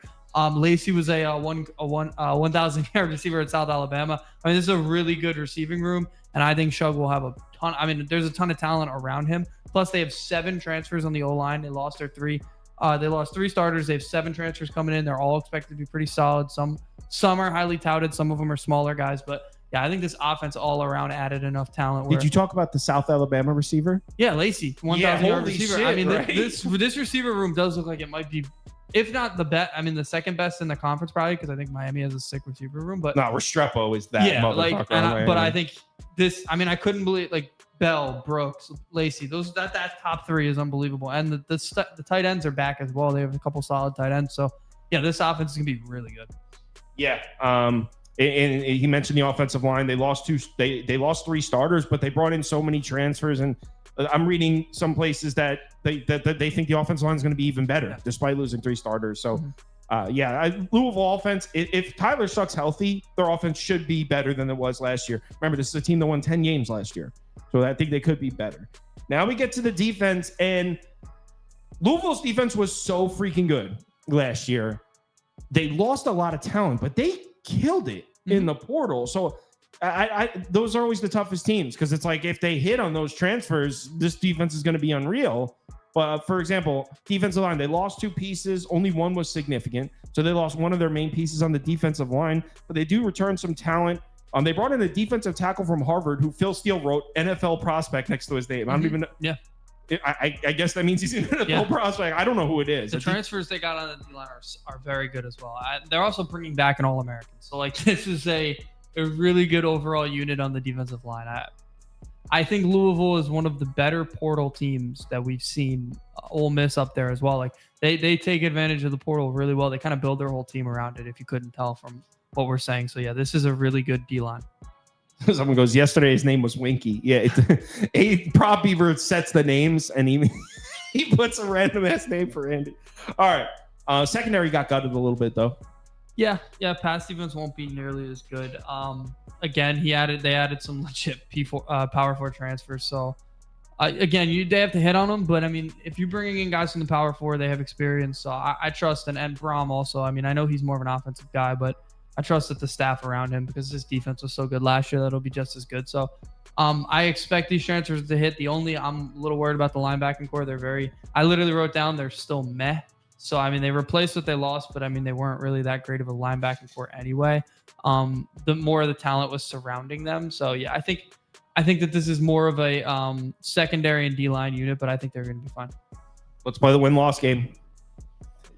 And the Louisville schedule. They're starting 2-0. Yes. I mean, Georgia Tech's a tough game, but it's at home. That should be a win. Notre Dame will get their revenge from last year. If they didn't, I could say, hey, upset alert if they did, but Louisville just beat Notre Dame last year. So the Irish will get their revenge. That game, October 5th, is a huge game for both teams. They'll win that. They should win that. That's a huge game. Yeah, it's a tough one. How about this? I was 4-1. I think after the SMU game, I could see them dropping either Georgia Tech or SMU. So maybe you give them one loss there. I'll give you one. So they're 3-2. More likely it's SMU, but 3-2. No, Georgia Tech's a problem, man. SMU's better though. I don't know about that. 3-2 after October 5th at Virginia, probably a win, even though they're going to be improved. Yeah, but they're probably a win. Home Miami. I mean, that's winnable as hell. Yeah, I don't know what Miami's going to be. I mean, we're about to talk about them. I don't know what Miami's going to be at that. How about we put them 1-1 between Miami and Clemson? Okay. All right, so that puts us at they're 3-2 at SMU, 4-2 after Virginia, Miami and Clemson. That puts it at 5-3 at Boston College. That's tough. That's a tough Friday road night game. Friday night road game. Yeah, I don't like that game for them. Let's give them. Oh shit. That kind of reminds me of the NC State. Hold on, let's get that one for now because that puts them at 5-3. They're gonna win the last three. Stanford, home Pitt, at Kentucky. I think that's gonna be a tough game, but let's give them one of Kentucky or Boston College. Let's give them one. Okay. Which means more likely, I think. I can't believe I'm saying. I think it's more likely that they lose. That means that puts us at 8-4 if we give them one of Boston College, Kentucky, and it's at 8.5. So that means it puts us on the under. I would lean. I still think that they could pull an upset or two and get the over. So I'd lean over. No, I'll put them at 8. Unless you think they're going to beat both Georgia Tech and SMU. I think they would. I think they can. How about this? In order to hit your over, in order to get to 9 wins, they're going to have to win 3 out of these 4 games. Ready? They're going to need to win 3 out of these 4. Georgia Tech, SMU, Boston College, Kentucky. I'll take them. You're going to win 3 of those. Yeah, I think they're going to crush Kentucky. I don't like that Kentucky team. Because I thought I was being realistic putting them at 2-2 in those games. No, 3-4. 3-1 in that game. No, under 8 wins. 8 wins. Okay. 8 wins, but partially because their schedule's tough, not because I don't like the team or I don't like Brom or anything. It's nothing like that. It's just a tough schedule. Canes. The U.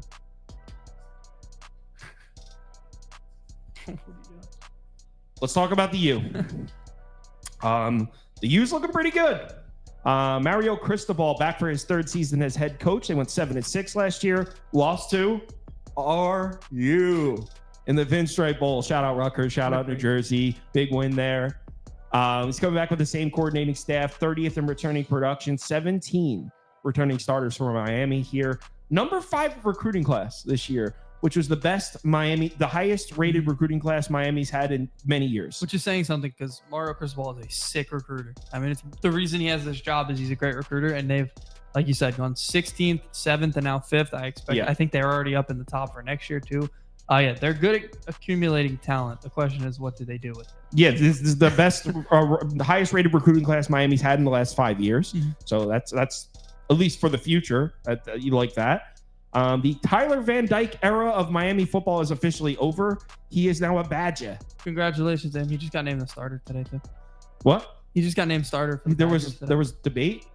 Mordecai? Mordecai's gone. I think they have a backup that they like. Okay, so anyway, Tyler Van Dyke era is over. He's at Wisconsin now, but Miami's got their guy. True or false, Cam Ward is the best quarterback in the ACC? Him or Grayson McCall? Yeah, he's better than Grayson McCall. Yeah, what about DJU? DJU's not that good. It's Cam Ward by a pretty significant. I would argue he's one of the top 5 returning quarterbacks in the country. So I think he's that you're crazy for that. He's that good. I mean, he is.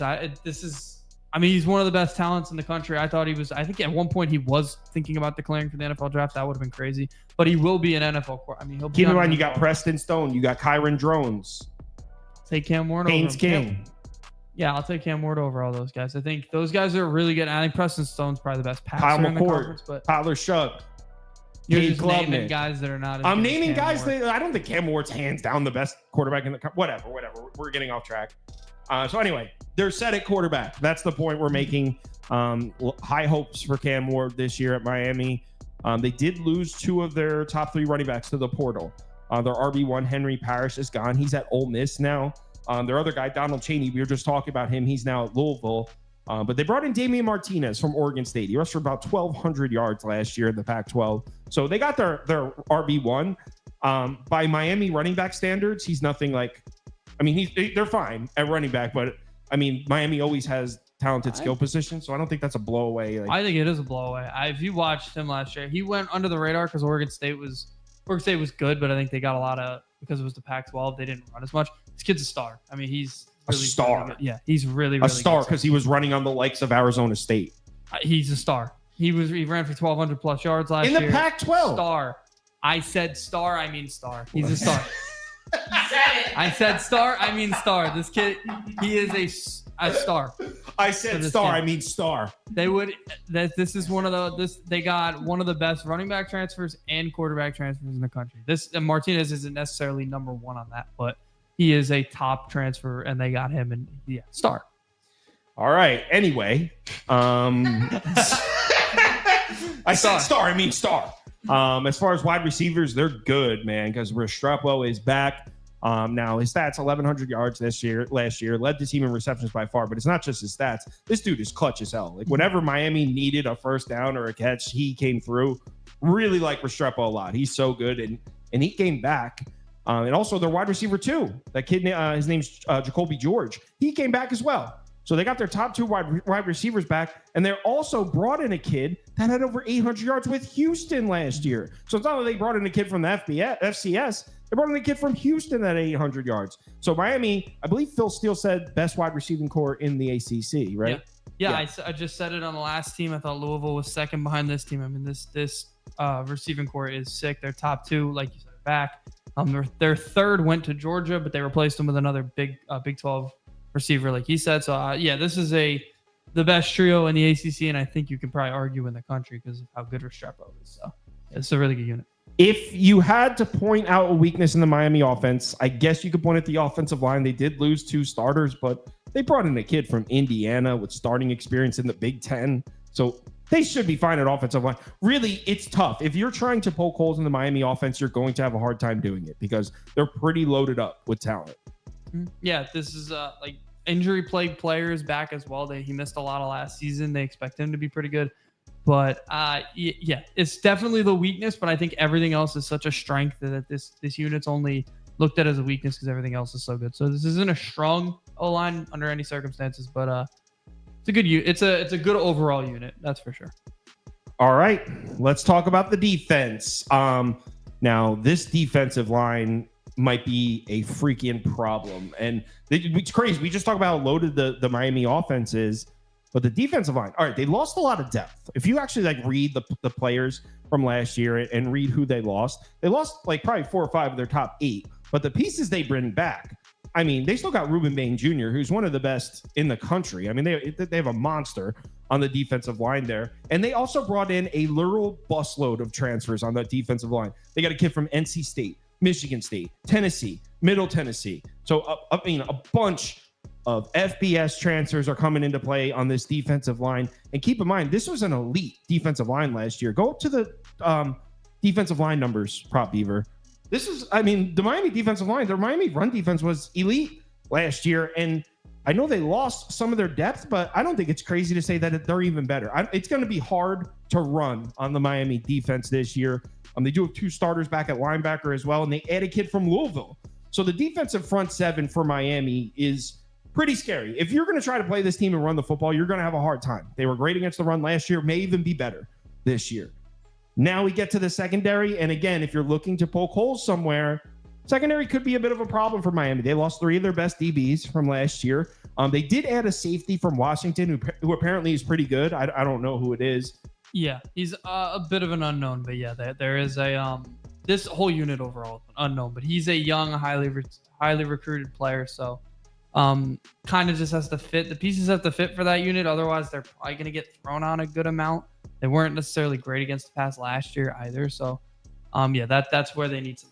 Yeah, and that's, I feel like that's a little bit of a bigger factor this year because, okay, so like Andy said, not that their pass defense was terrible last year, but it was certainly the weakness of their defense was defending the pass. And you take into consideration, they're playing in the ACC that all of a sudden is loaded with quarterbacks. And that wasn't the case last year. I mean, a bunch of really talented quarterbacks have flooded into the ACC this year. They went from like 2 or 3 respectable quarterbacks to 7 or 8 now. So there's a lot of teams in the ACC that should be able to throw the ball well. And then we should see a lot of really dynamic passing attacks in the ACC this year. So, I mean, look, I'm just trying to poke holes.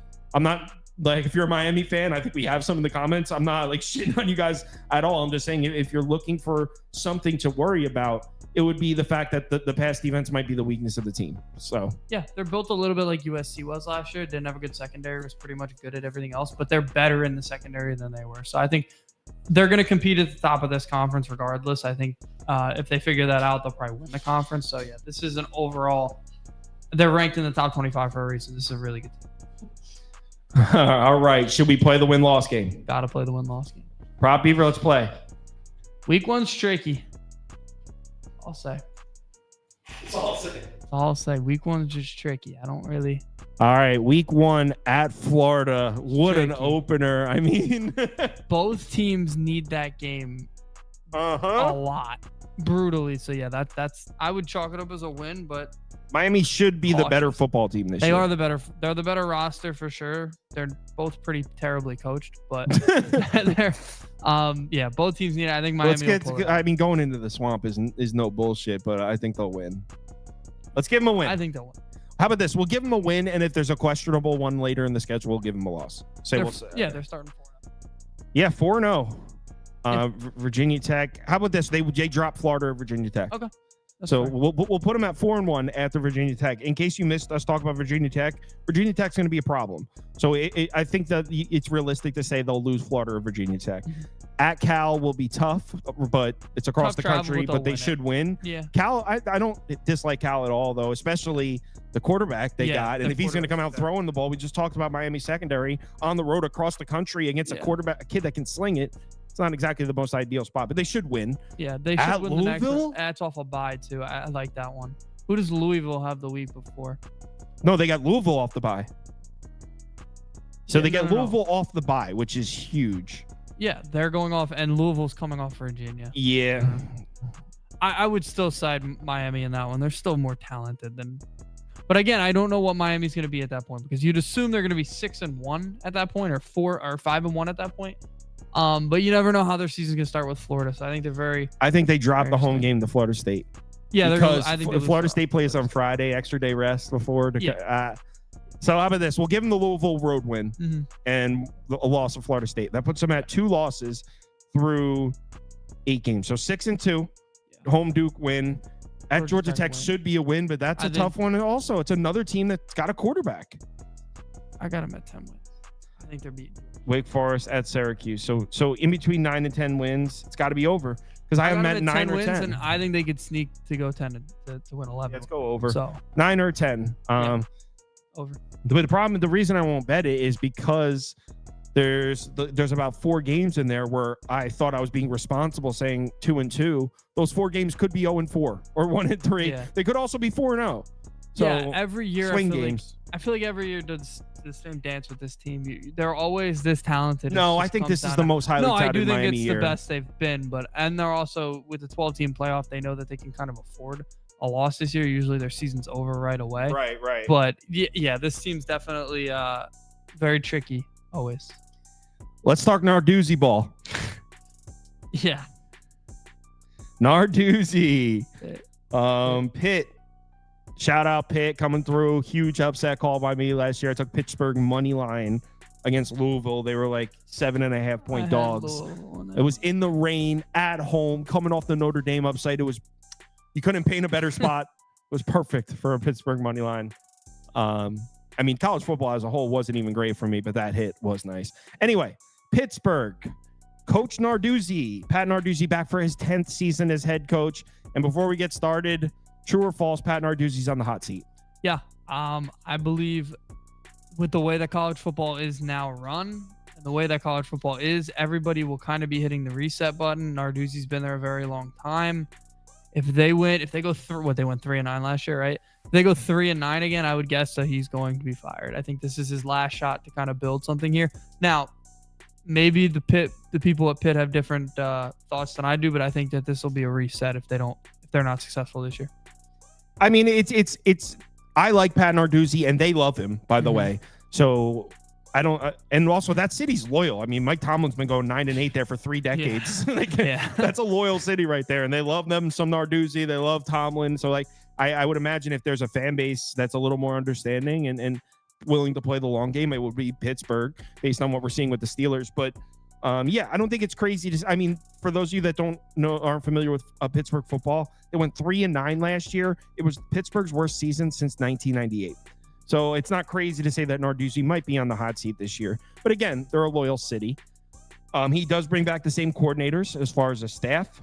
Pittsburgh lost a lot of production, but actually, I don't think it's that bad, especially on the offensive side.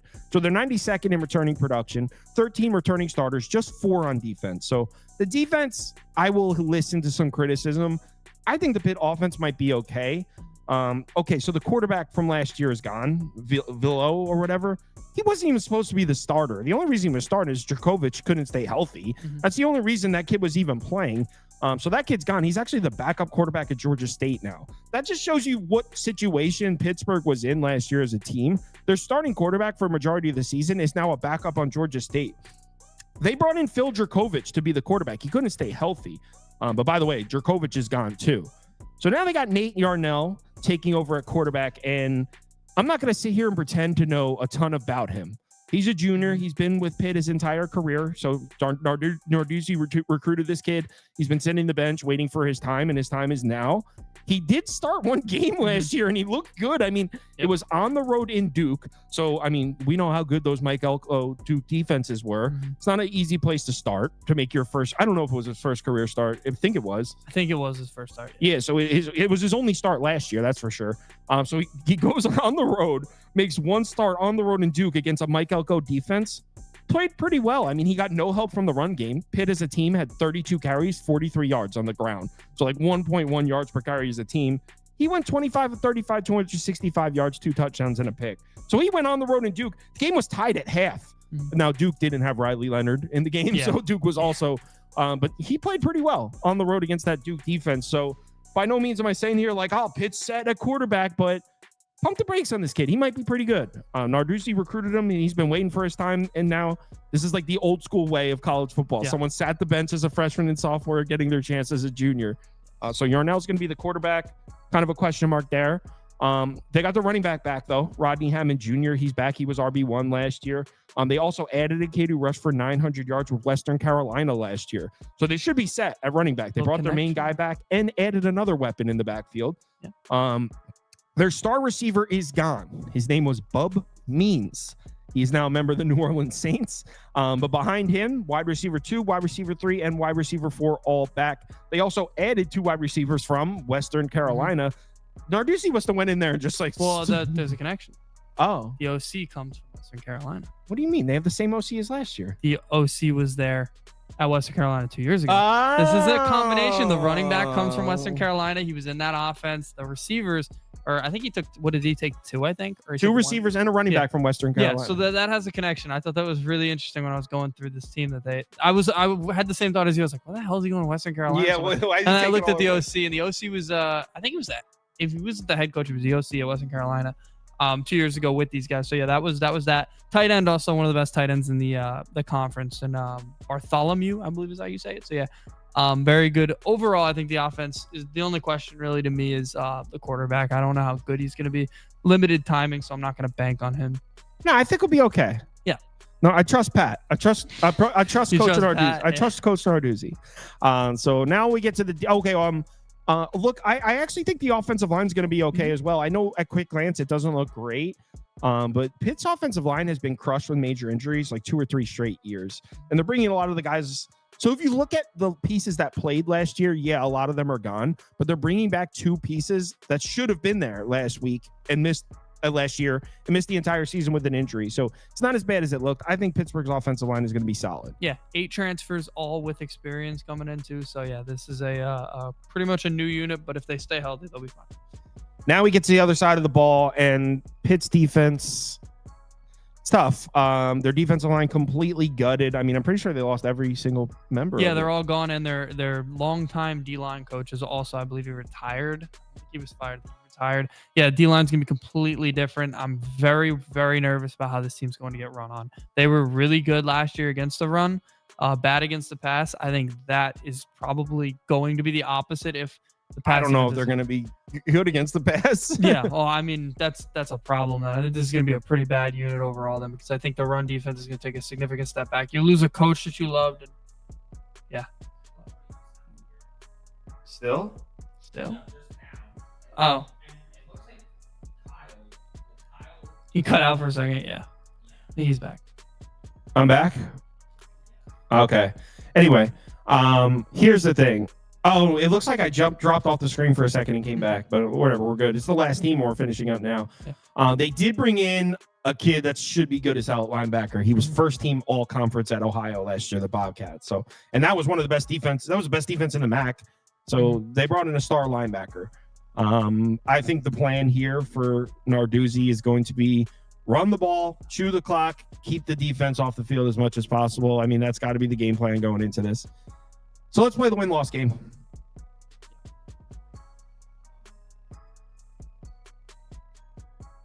You okay? You okay over there? Somebody said we're echoing. Oh, I sound like shit? Really? Let me put on my headphones. I sound fine. Fresh meat. Whatever. Who cares? It's the last part of it. All right. Home Kent State win at Cincinnati. What are your thoughts there? Cincinnati's probably going to be the worst team in the Big 12. This is a bad football team, bad coaching staff. Yeah, that's a win. All right. At Cincinnati win. Home West Virginia should be a win. No. Oh, no. They're losing. You like West Virginia? Not only is that a rivalry game, West Virginia is very good this year. No, Gary they're Green's not. going to be- yes. I'm giving them a win They're there. a sleeper in the Big 12. I'm not even kidding. No, I'm giving Pittsburgh a win there. This is a 2-1. Youngstown State, we're 4-0 with Narduzzi. 3-1. At North Carolina, loss. Yeah. Home Cal's going to be tough. They lost. I think the travel gets Cal. I think they're going to be the team that's affected. All right, so we agree. I'm giving them West Virginia. You're giving them Cal. Okay. Fair. So that puts us at 4-2. Loses. I think they get Thursday Syracuse. night, tough one, but I'll How about this? Give me Syracuse or Virginia. Okay. All right, so that puts us at 6 wins. We're already there. Well, yeah, it does. But I mean, they're going to lose out after that.